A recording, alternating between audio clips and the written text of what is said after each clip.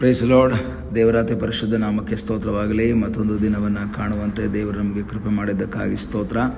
ಆತನು ಮಾಡಿದ ಎಲ್ಲ ಉಪಕಾರಗಳಿಗಾಗಿ, ಎಲ್ಲ ಆಶೀರ್ವಾದಗಳಿಗಾಗಿ ದೇವರಿಗೆ ಸ್ತೋತ್ರವನ್ನು, ಮಹಿಮೆಯನ್ನು ಸಲ್ಲಿಸ್ತೇನೆ.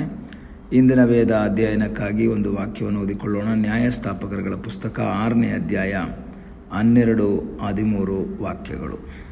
ಯೆಹೋವನ ದೂತನು ಗಿದ್ಯೋನನಿಗೆ ಪ್ರತ್ಯಕ್ಷನಾಗಿ ಅವನಿಗೆ, ಪರಾಕ್ರಮಶಾಲಿಯೇ, ಯೆಹೋವನು ನಿನ್ನ ಸಂಗಡ ಇದ್ದಾನೆ. ಆಗ ಗಿದ್ಯೋನನು ಅವನಿಗೆ, ಸ್ವಾಮಿ, ಯೆಹೋವನು ನಮ್ಮ ಸಂಗಡ ಇದ್ದರೆ ನಮಗೆ ಇದೆಲ್ಲ ಯಾಕೆ ಸಂಭವಿಸಿತು? ಇಸ್ರಾಯೇಲರು ಯೆಹೋವನ ದೃಷ್ಟಿಯಲ್ಲಿ ದ್ರೋಹಿಗಳಾದ್ದರಿಂದ ದೇವರು 7 ವರ್ಷಗಳ ಪರ್ಯಂತರ ಅವರನ್ನು ಮಿದ್ಯಾನರ ಕೈಗೆ ಒಪ್ಪಿಸಿಬಿಡ್ತಾನೆ. ಮಿದ್ಯಾನರ ಹಸ್ತವು ಬಲಗೊಂಡದ್ದರಿಂದ ಇಸ್ರಾಯೇಲರು ಭಯಪಡ್ತಾರೆ. ಇಸ್ರಾಯೇಲರು ಎಲ್ಲ ಕಡೆಗಳಲ್ಲಿ ಹೋಗಿ ಬಚ್ಚಿಟ್ಕೊಳ್ತಾ ಇದ್ದಾರೆ. ಆದರೆ ಈ ಮಿದ್ಯಾನರು ಏನು ಮಾಡ್ತಾರೆ ಅಂದರೆ, ದಂಡೆತ್ತಿ ಬಂದು ಭೂಮಿಯ ಎಲ್ಲ ಹುಟ್ಟುವಳಿಗಳನ್ನು ನಾಶ ಮಾಡ್ತಾರೆ. ಒಂದು ದವಸ ಧಾನ್ಯಗಳಾಗಲಿ ಇವರಿಗೆ ಸಿಗೋದೇ ಇಲ್ಲ.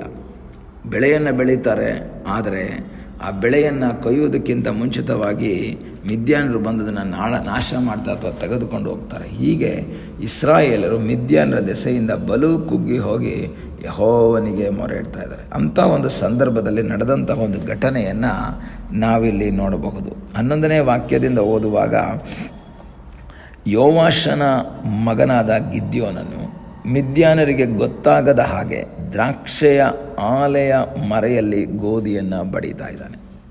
ಭಯದಿಂದ ಎಲ್ಲಿ ನನ್ನ ಈ ಬೆಳೆಯನ್ನು ಮಿದ್ಯಾನರು ತಗೊಂಡೋಗ್ಬಿಡ್ತಾರೋ, ಎಲ್ಲಿ ನಾನು ಬೆಳೆದಂಥ ಆಹಾರವನ್ನು ನನಗೆ ತಿನ್ನಕ್ಕೆ ಸಿಗೋದಿಲ್ವೋ ಎಂಬ ಒಂದು ಭಯದಿಂದ ಮಿದ್ಯಾನರಿಗೆ ಗೊತ್ತಾಗದ ಹಾಗೆ ದ್ರಾಕ್ಷೆಯ ಆಲೆಯ ಬಳಿಯಲ್ಲಿ ಬಡಿತಾ ಇದ್ದಾನೆ. ಗೋಧಿಯನ್ನು ಸಾಧಾರಣ ಕಣದಲ್ಲಿ ಬಡಿತಾರೆ, ಆದರೆ ಇಲ್ಲಿ ಗಿದ್ಯೋನನು ಕಣದಲ್ಲಿ ತಗೊಂಡೋಗಿಲ್ಲ. ಯಾಕೆ ಅಂದರೆ ಗೋಧಿಯ ಬೆಳೆಯ ಸಮಯದಲ್ಲಿ ಆ ಒಂದು ಕಣದಲ್ಲಿ ತಂದರೆ ಅವರು ಬಂದು ಮಿದ್ಯಾನರು ಬಂದು ಎತ್ಕೊಂಡು ಹೋಗ್ಬಿಡ್ತಾರೆ. ದ್ರಾಕ್ಷೆಯ ಟೈಮೇ ಬೇರೆ, ಗೋಧಿ ಟೈಮೇ ಬೇರೆ. ಆವಾಗ ದ್ರಾಕ್ಷೆ ಆಲೆ ಹತ್ರ ಅವ್ರು ಬರಲ್ಲ, ಯಾಕೆಂದರೆ ದ್ರಾಕ್ಷೆಯ ಬೆಳೆಯ ಕಾಲ ಅಲ್ಲ, ಅಲ್ಲಿ ಬರಲ್ಲ ಅವ್ರು ಮಿದ್ಯಾನರು. ಆಗ ಇವನೇನು ಮಾಡ್ತಾನೆ, ದ್ರಾಕ್ಷೆಯ ಆಲೆಯ ಮರೆಯಲ್ಲಿ ಗೋಧಿನ ಬಡಿತಾ ಇದ್ದಾನೆ. ಗೋಧಿನ ಬಡಿತಾ ಅವನು ಒಂದು ತೀರ್ಮಾನ ಮಾಡ್ತಾನೆ, ನಾನು ಬೆಳೆದಂಥ ಬೆಳೆಯನ್ನು ನಾನು ಮತ್ತೊಬ್ಬರಿಗೆ ಕೊಡಲ್ಲ, ಶತ್ರು ತಗೊಂಡು ಹೋಗಕ್ಕೆ ಬಿಡಲ್ಲ. ಆ ಒಂದು ತೀರ್ಮಾನದಲ್ಲಿ ಅವನೇನು ಮಾಡ್ತಾನೆ, ಅದನ್ನು ಬಡಿತಾ ಇದ್ದಾನೆ. ಆ ಸಮಯದಲ್ಲಿ ದೇವದೂತನು ಬಂದು ಹೇಳ್ತಾನೆ, ಪರಾಕ್ರಮಶಾಲಿಯೇ, ಯೆಹೋವನು ನಿನ್ನ ಸಂಗಡ ಇದ್ದಾನೆ. ನೀನೊಬ್ಬ ಪರಾಕ್ರಮಶಾಲಿ. ಯಾಕೆ ಅಂದರೆ ನೀನು ಮಿದ್ಯಾನರಿಗೆ ಗೊತ್ತಾಗದ ಹಾಗೆ ಭಯದಲ್ಲಿದ್ದರೂ ಸಹ ನಿನ್ನಲ್ಲಿ ಒಂದು ಧೈರ್ಯ ಇದೆ, ನಿನ್ನಲ್ಲಿ ಒಂದು ದೃಢತೆ ಇದೆ. ನೀನು ಕಷ್ಟಪಟ್ಟಿದ್ದನ್ನು ನೀನೇ ಅನುಭವಿಸ್ತೀಯ ಎಂಬ ದೃಢ ತೀರ್ಮಾನ ಇದೆ ಅಂತ ತಿಳಿದುಕೊಂಡು ದೇವರ ದೂತನು ಬಂದು ಹೇಳ್ತಾನೆ, ನೀನೊಬ್ಬ ಪರಾಕ್ರಮಶಾಲಿ. ಹಾಗಾದರೆ ಇಲ್ಲಿ ಅವನು ಕೇಳ್ತಾನೆ ರಿಟರ್ನ್ ಆಗಿ, ಯೆಹೋವನು ನಮ್ಮ ಸಂಗಡ ಇದ್ದರೆ ನಮ್ಗೆ ಯಾಕ್ರಿ ಕಷ್ಟ ಎಲ್ಲ ಬರ್ತಾ ಇದೆ? ಅನೇಕರು ತಿಳಿದಿರೋದು, ದೇವರು ನಮ್ಮ ಸಂಗಡ ಇದ್ದರೆ ಯಾವ ಸಮಸ್ಯೆ ಇಲ್ಲ, ಯಾವ ವೇದನೆ ಇಲ್ಲ. ಅಥವಾ ಸಮಸ್ಯೆಯಲ್ಲಿ ಹಾದು ಹೋಗ್ತಾ ಇದ್ದರೆ ದೇವರು ನಮ್ಮನ್ನು ಕೈಬಿಟ್ಟಿದ್ದಾರೆ, ದೇವರು ನಮ್ಮಿಂದ ದೂರ ಆಗಿದ್ದಾರೆ ಎಂಬುದು ಯೋಚನೆ. ಇಲ್ಲಿ ಹೇಳ್ತಾನೆ, ನಮ್ಮ ಹಿರಿಯರು ಯೆಹೋವನ ಅದ್ಭುತಗಳನ್ನು ನಡೆಸಿ ತಮ್ಮನ್ನು ಐಗುಪ್ತದಿಂದ ಬಿಡಿಸಿದನೆಂಬುದಾಗಿ ವಿವರಿಸ್ತಾ ಇದ್ದರು. ಅಂಥ ಅದ್ಭುತಗಳು ಈಗ ಎಲ್ಲಿವೆ?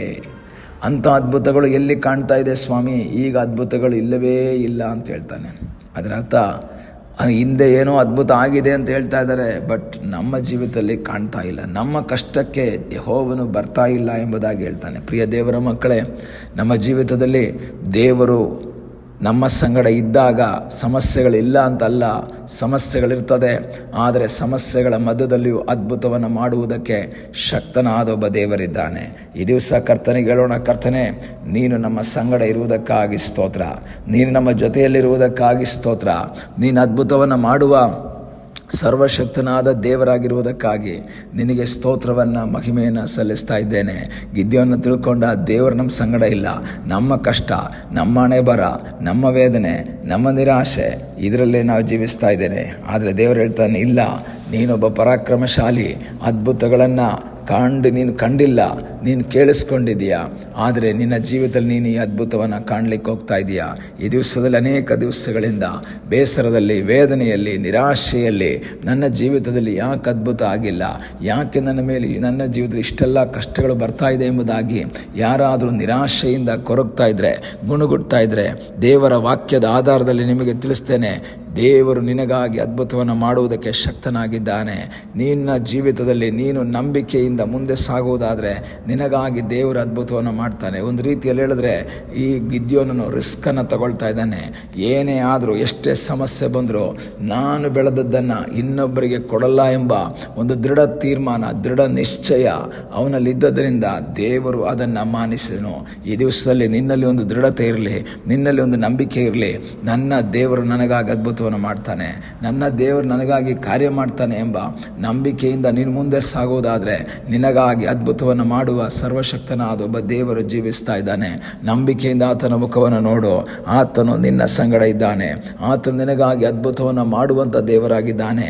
ಈಗ ಅದ್ಭುತಗಳು ಎಲ್ಲಿ ಎಂಬ ಪ್ರಶ್ನೆಯೊಂದಿಗಿರಬೇಡ. ಕರ್ತನು ನಿನ್ನ ಸಂಗಡ ಇದ್ದರೆ ನಿನ್ನ ಮೂಲಕ ದೊಡ್ಡ ಅದ್ಭುತವನ್ನು ಮಾಡುವುದಕ್ಕೆ ಶಕ್ತನಾದ ದೇವರಾಗಿದ್ದಾನೆ. ಆತನಲ್ಲಿ ಆಶ್ರಯಿಸಿ ರಿಸ್ಕನ್ನು ತೆಗೆದುಕೊಂಡು ಮುನ್ನುಗ್ಗುವುದಕ್ಕೆ ತಯಾರಾಗುವುದಾದರೆ ಆತನು ನಿನ್ನ ಸಂಗಡ ಇದ್ದು ನಿನಗೆ ಜಯವನ್ನು ಕೊಡ್ತಾನೆ. ಕಣ್ಣುಗಳನ್ನ ಮುಚ್ಚೋಣ, ಪ್ರಾರ್ಥನೆ ಮಾಡೋಣ. ನಮ್ಮನ್ನು ಬಹಳವಾಗಿ ಪ್ರೀತಿ ಮಾಡುವ ಪರಲೋಕದ ತಂದೆಯಾದ ದೇವರೇ, ಈ ಸಮಯಕ್ಕಾಗಿ ಸ್ತೋತ್ರ. ಮತ್ತೊಂದು ಆವರ್ತಿ ನಿನ್ನ ಸನ್ನಿಧಾನದಲ್ಲಿ ನಮ್ಮನ್ನೇ ನಾವು ಸಮರ್ಪಿಸ್ತೇವೆ. ಕರ್ತನೆ, ಈ ಸಮಯದಲ್ಲಿ ಕರ್ತನೆ ನಿನ್ನ ಮಕ್ಕಳ ಸಂಗಡ ನೀನಿದ್ದು ಇಕ್ಕಟ್ಟುಗಳ ಸಮಸ್ಯೆಗಳ ಮಧ್ಯದಲ್ಲೂ ಪರಿಹಾರವನ್ನು, ಜಯವನ್ನು ಕೊಟ್ಟು ನೀನು ಆಶೀರ್ವದಿಸು ಎಂಬುದಾಗಿ ನಾವು ಪ್ರಾರ್ಥಿಸ್ತೇವೆ. ಅದ್ಭುತವನ್ನು ಮಾಡು. ನಿನ್ನ ಮಕ್ಕಳ ಬೇಡಿಕೆಗೆ ಸ್ಪಂದಿಸಿ ಆಶೀರ್ವಾದ ಮಾಡು. ಪ್ರಾರ್ಥನೆಯನ್ನು ಕೇಳಿದ್ದಕ್ಕಾಗಿ ನಿನಗೆ ಸ್ತೋತ್ರ. ಯೇಸುವಿನ ಮುದ್ದಾದ ಹೆಸರಿನಲ್ಲಿ ಬೇಡಿಕೊಳ್ಳುತ್ತೇವೆ ನಮ್ಮ ಪ್ರೀತಿಯ ತಂದೆಯೇ, ಆಮೇನ್. God bless you.